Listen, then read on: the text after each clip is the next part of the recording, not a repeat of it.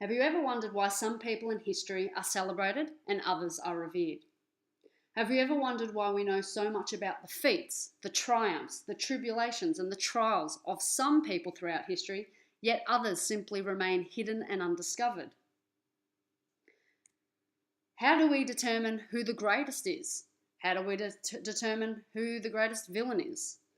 What makes some people think JFK was more significantly important than Martin Luther King? Why does the onus fall on Nelson Mandela compared to Mahatma Gandhi? Why is Princess Diana remembered so much more vividly than Mother Teresa, who died before her? Why is Anne Frank still celebrated to this day? Why is Muhammad Ali still iconic? And how is Eleanor Roosevelt still an icon of the human rights campaign? Who's the biggest historical figure of the 20th century? It all essentially depends on how you look at things. A historical figure is a famous person from history. The significance of such figures in human progress has been far and widely debated. Some think that historical figures have played crucial roles, while others say they have had little impact on the broad currents of thought and social change.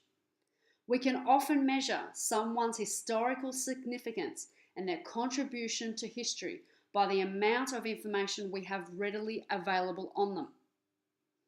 Historical figures are widely represented in the books that you read, the films that you go to the cinema to see, the TV series that you download on Netflix and watch in bulk, the sites that you troll through, and the list goes on. A historical figure can acquire significance if we, the historians, can link them to larger trends and stories that reveal something important about us and us going forward. For instance, Jesus Christ is often on the top of lists when it comes to magazines, newspapers, and documentaries when they are conducting their top 10 lists of the most significant people in the history of humankind. We can readily determine that Jesus Christ has had an enormous impact on society, past and present, which is quite clearly represented in the over 1 million books that we alone have dedicated to his life, his mission, his fights for human rights of the neglected and the abused, and his final journey of salvation for all. Jesus is historically remembered for the good that he imparted on the world and does continue to do today. However, one individual who generally follows Jesus on these lists and quite often comes second or third on the greatest historical figures of the past is an individual that you will now explore for the next 15 weeks. Adolf Hitler is the subject of over 600,000 books. There are thousands of documentaries about his rise and fall. There are hundreds of films that depict the era in which he reigned as a tyrannical dictator. Simply saying his name instantly provokes images of abuse, disaster, and death. But how much do you actually know about this man? Do you know about his early childhood, the strained relationships with his parents, his many years as being a homeless individual on the streets of Vienna, all the way to his experiences in World War I, and the list goes on? To understand how the Holocaust happened, you need to rewind to 1889, when this individual that would help change the face of the 20th century was conceived. You need to understand what led him to adopt the worldviews that he did. No one is born evil. So what happened in this individual's life that turned his worldview to one of racist abuse and the want to exterminate an entire race of people? Our childhood leaves a gigantic impressions on our souls and on how we go on in our future life to see the world and how we go on to behave and act towards others. So to gain a greater insight into the individual that we will explore for the next 15 weeks and to determine how such a thing like the Holocaust can come about, Your first learning objective is to develop an opinion on Adolf Hitler's early life. That is, I want you to look in and explore his troubled childhood, his early adulthood experiences, and how his personal life influenced his political leadership, his views, and his actions. Your task today is to begin exploring the early childhood, relationships with his parents and school, all the way over to dreams of being an artist. So, in order to do this, you need to collect the worksheet that has this information on it. The worksheet, if you train your eye over to the purple cupboard, you will see clearly labelled Year 11 History. Underneath that sign is the worksheet that you need to now place into your workbook. You will be working from this worksheet over the course of the next week. So in a moment, the teacher in charge will hand out those worksheets to you all. You will see that on one side it has the questions that are presently before you right now, and on the other side is some additional information. You will need to also go and get your textbook, because you will need to use pages 32 to 35 of your textbook. But before you leave the room or move around the room to collect all those items, I need to make it clear what sort of task and how I want you to present this information. Located on the teacher's desk are massive white sheets of poster paper. Each of you will collect your own poster paper sheet. You will put your name very smallly, entire name, in the top right-hand corner. And this poster will eventually, over time, be the item in which you use to explore Adolf Hitler and his rise to become leader of the Nazi Party. This poster will essentially become a giant mind map on this individual's early life experiences, the development of his worldview, all the way through to his rise to power. So, before you go and get your poster paper, I want you to envision how you might like to set up your mind map. What I want you all to do is the first task before you start the questions on your worksheet will be to place a small image of Adolf Hitler in the very middle of the poster paper, because that's where you will branch your major themes of your mind map from. What you also need to make sure that you are aware of is that down the very bottom, I want you to leave enough room, because we're going to create a running timeline across the very bottom of this poster paper. So maybe leave about 5 or 6 centimeters down the bottom and draw a line across to make sure that's where we have enough room to place a running timetable. Now, when you start to answer your questions, which you will begin today, I want you to think how you would like to set out your mind map. Are you a person who likes to basically rule off lines, put things into squares and write it out neatly? Are you a person that likes to break their information down with a few images and just key points? Are you an individual who likes to, obviously the other two ones that we have up in the blue here, do you like to type your information? Or are you a person that likes to simply handwrite your information with subheadings? Are you a creative individual? Do you like to, when you create a mind map, have lots of colour and pictures along with your words? So before you start your mind map, take a good think about how you like to present your information.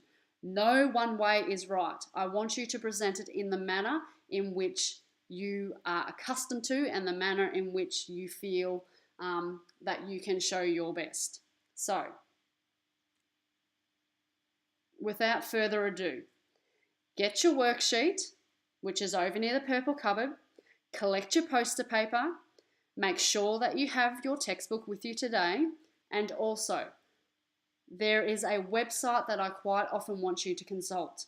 This website is created by an awesome group of Victorian teachers. It's Alpha History. There's the link. They cover French Revolution, Russian Revolution, so if you do Year 12 history, we use this website a lot. However, there is additional information about Nazi Germany because they have a whole section to the rise of Adolf Hitler. So, by the end of today, I want to, when I get back Tuesday, I want to see that everybody worked really hard to begin setting up their poster paper. Everybody should definitely, by the end of today's double, no excuses, have all the questions for number one. So early childhood, relationship with parents and school must be completely done today. And you will need to, if you can, you will need to start dreams of being an artist, and that will become eventually your homework, or you will use Wednesday to complete it. But the aim is one must be done, and if you want to get a jump start, get on to dreams of being an artist. Here's just an intro into what you will be exploring.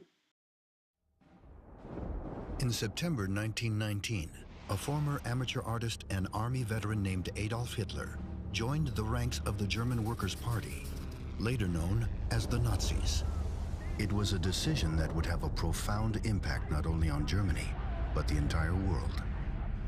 The atrocities committed by the Nazis at the height of their power are staples of every lesson on World War II. But just how did a democracy like Germany fall under the sway of a tyrant in the first place? It all goes back to Germany's loss to the Allies in World War I. German leaders were forced to sign the Treaty of Versailles, agreeing to shrink its armed forces, give up land, and pay large sums of money in reparations, weakening its already unstable economy. Many Germans felt humiliated and betrayed by their leadership, and there was growing fear that their nation would be stuck in poverty and decline. In this climate of bitterness, Hitler rose to prominence. A gifted public speaker, he captured the people's disillusionment with a series of speeches calling for a stronger, unified Germany.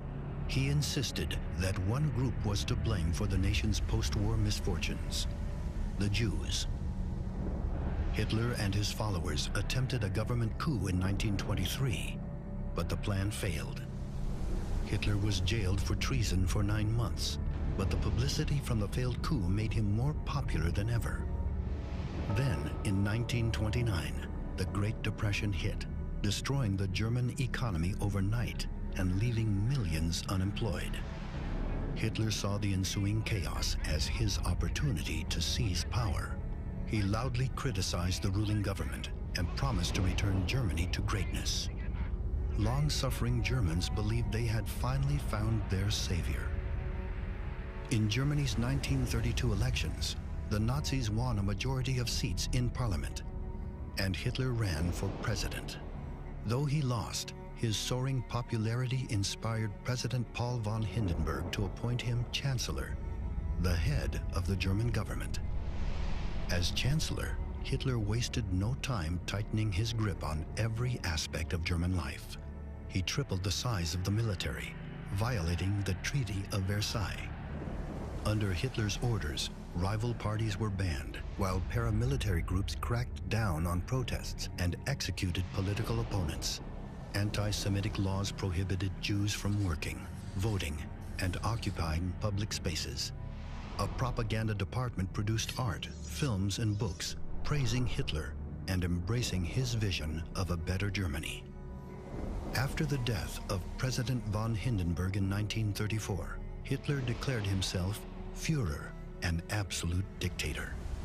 With Germany under his total control, Hitler would shift his focus to global domination, setting the stage for World War II. Now, just before you go over to the cupboard to get your worksheet, before you go to get your textbook, before you get your poster paper, and remember, you can use stuff that's in my art box, which is located under the DVD player in room 10, so you're welcome to use my texters and rulers and everything, but make sure that you put it back in there.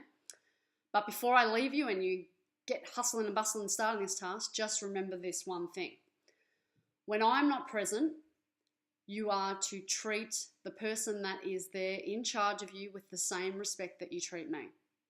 You have all, over the course of our first 7 weeks together, been absolutely unbelievably brilliant for me.